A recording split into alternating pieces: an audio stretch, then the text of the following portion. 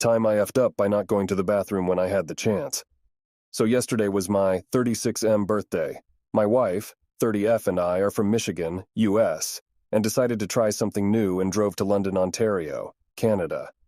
We bar hopped and got a hotel to stay the night. Despite drinking quite a bit, I woke up feeling pretty good. We left the hotel and picked up McDonald's for breakfast. We got back on the road, and shortly after that, I felt the sudden need to go. It was definitely the alcohol shits. The feeling went away a few minutes later. I decided I could likely make the hour-and-a-half drive back home without stopping. The feeling kept coming back periodically. I saw a sign for a rest stop along the highway. I pull in and realize it's only a large parking lot for trucks and 2 outhouses.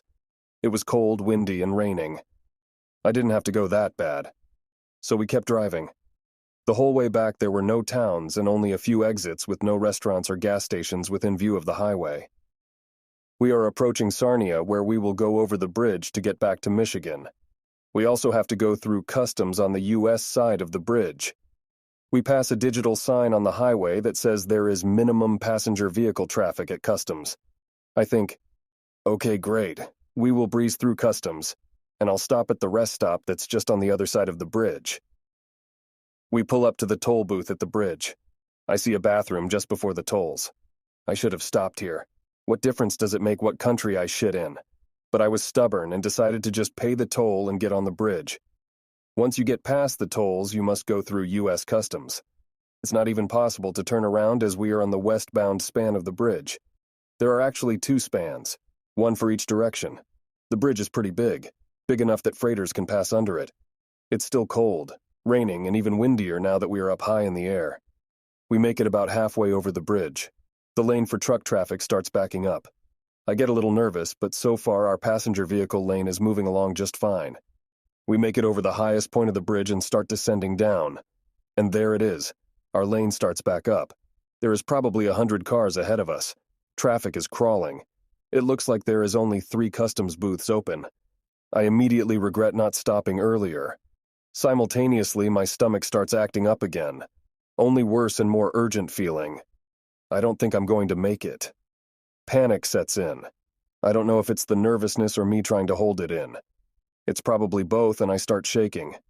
I tell my wife I don't think I can wait. She tries to distract me by talking about what we have to do in the upcoming week. Bless her heart, but I think it somehow made it worse. I can't believe this is happening. I can't believe this is happening, I say out loud. I would kill for a cold, damp outhouse right now. I start getting hot. I take my jacket off. Traffic is barely moving. I decide I'm going to get out and squat down between our Jeep and the vehicle in front of us. But is that a good idea? We are at an international border crossing. I'm sure there are cameras along the bridge. What if the driver in front of us sees me? What will they do? Babe, you can't shit on the bridge. You just can't. Go in this bag. My wife grabs the paper bag from McDonald's. That's not going to be enough, I tell her. Based on how my stomach felt, I had no confidence in the bag's ability to stay together and not let the future contents soak through. Use the cup then, she says, referring to the large McDonald's cup of soda I had. Is she crazy? That cup is too narrow. What if I position it wrong? I can't risk missing the opening. My wife looks in the back of the Jeep and finds a plastic grocery bag. It has a small hole in the bottom. Here, use the bags together. You can't go outside, you just can't. Go in the back of the Jeep, she says. I have to decide now. I can't wait any longer. She's right. I can't risk going outside and causing issues with customs. We are also 150 feet up in the air. The wind is gusting and it's raining pretty good. Not ideal. I climb into the back of our 2-door Jeep. Luckily, we had taken the back seats out, so I have plenty of room. I wonder if the driver behind us can see through the tinted soft top windows. I don't even know how I'm going to do this. I have nothing to sit on, I say. My wife climbs over and gets in the driver's seat. Traffic keeps creeping ahead. I can't believe I'm doing this. I'm sorry, babe, I tell my wife. I take the McDonald's bag and put it inside the plastic bag. I make sure they are as open as possible. I undo my pants and kneel down. I'll spare you any other details. It goes surprisingly well. It wasn't as violent as I thought it would be, and both bags hold up. Oh my God. Babe, roll down the windows. My poor wife starts gagging. She pulls her hoodie up over her nose and manages to keep it together. But now the rain is blowing in and it's cold. But honestly, I feel so relieved. I carefully tie up the plastic bag and put it at the far back of the Jeep. I take my jacket and lay it over the bag. I climb into the front passenger seat. I can't believe what just happened. And I can't believe it went as good as it did. No messes at all. We both just start laughing. It still stinks. The wind is blowing the rain through my wife's open window. She tries to roll it up part way, but it starts smelling worse. We are moving closer to the customs booths. There are still probably 50 cars ahead of us, but now there are definitely cameras in view. My wife already has irrational anxiety about going through customs. I was supposed to be driving. She has tears rolling down her face from laughing, but customs might think she was crying for some other reason. Should we switch seats? She asks. I don't know. What if they see us on camera and get suspicious of us? I'm sorry, but you're just going to have to stick it out, babe, I say. We continue to creep closer. Now we can see that they are randomly inspecting car trunks and going inside of RVs. Oh my God, what if they want to open the back hatch and to see inside? She asks. I guess you're just going to have to tell them what happened. It's not like we broke any laws or did anything wrong. We both start laughing again as we imagine how this conversation could unfold. We pull up to the customs officer.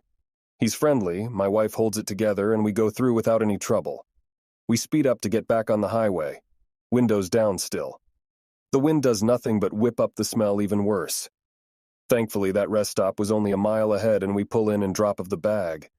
I know we'll never forget this happening. It's probably the hardest my wife and I have ever laughed together. Story 2, time I effed up by making special brownies. Now let me give you some reference. My grandma is currently undergoing dialysis and everyone around me knows I smoke. It's never been a secret that I smoke, so on to the story. Granted, this was yesterday. Regardless, I was making some THC brownies for myself yesterday around 7 p.m., some extra strong ones for my somewhat high tolerance. I get a call during baking saying my grandma has been in an accident, so I turn the oven off and rush out the house. I get to the accident and do the same mumbo-jumbo and exchange info, but my grandma's car wasn't drivable, so I figure I have to call her insurance and get the car towed. So the house is only 5-minute drive from the house, so I take her home to rest, and so that I can handle everything and she's not in the cold. An hour or two go by and my mom arrives at the accident scene. We proceed to wait at the accident while I'm on the phone with insurance still trying to get a tow out to me while we're here. I let my mom know. Hey, I'm making special brownies. Please let grandma and other mom at home know so they don't eat it. She proceeds to call them and let them know not to eat my brownies, falling to mention their THC brownies. So then we decide we're going to move the car to a safe location and go home and wait for the tow truck. We get home and I'm starting to take the brownies out of the oven and my mom decides she wants to try a piece. I tell her no 3 different times and she keeps on insisting and eventually eats a piece. I honestly don't think too much about it and go downstairs to talk to the insurance to see how long it takes, and another hour goes by. The insurance tells me it's going to take another 30 minutes, so we finally go out back to the accident and wait for the tow truck driver. 30 minutes go by and my mom looks at me and says, I think it's hitting me. I look over at her and tell her she'll be okay, just keep watching your show. She tells me she wants to go to sleep, so I tell her it'll be all right. I can handle the tow truck driver, just sleep. We finally get the car home and my mom is running into the house throwing up. I go over to my mom and her wife is helping her out while I try and get the car parked into a spot in front of our house. We finally get everything settled and my mom into bed. While I'm downstairs playing games in my rook, my mom and her wife all of a sudden start screaming my name, so I sprint upstairs to see what was happening, and I seen my grandma on the floor. I look at her and ask her, what happened? Did you fall? She responds with, I didn't fall, I just fell over. This is when I go and check my Ring camera to see what happens. I watch the video and she seems to be falling in slow motion.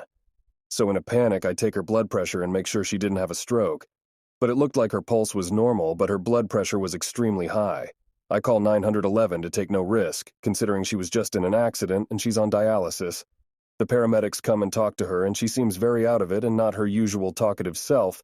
The paramedics do what they have to do and eventually take my grandma to the ER. While all this is happening, my mom is still high and is paranoid that I was going to get in trouble for giving her THC brownies. We live in a legal state. So I call my sister to help me, and she's confused on what's happening and why our mom wasn't calling her or talking to her currently. I assure my sister our mom is currently not in the right state of mind to help us currently, and we're more likely on our own. We, my mom, her wife, my sister, and I, all finally get to the ER where my grandma is, and my mom still looks extra paranoid. I finally tell my sister what's happening, and she is laughing her ass off. Finally, the doctor allows one person in, so I let my sister go while I take my mom and her wife home. I get home and make sure my mom and her wife are good while I go downstairs and try and play some games while I wait to hear from my sister about what is happening. She eventually texted me and that my grandma was projectile vomiting everywhere, and that's when it clicked for me that she had ate one also. My sister calls me 30 seconds after texting me asking the same thing, and we bother figure it out. She lets the doctor know, but they still have to rule out any possibility of head trauma because of the accident. Another 2 or so hours go by, and they finally finish up her test but won't release her because her blood pressure was still too high. Eventually, they release her after another 30 minutes and we take her home and to bed. My grandma, thinking we just weren't allowing her to have any of my brownies, had snuck downstairs while me and my mom were gone getting her car and ate a whole THC brownies. But as of currently, we're all getting a laugh out of it and she's sleeping it off.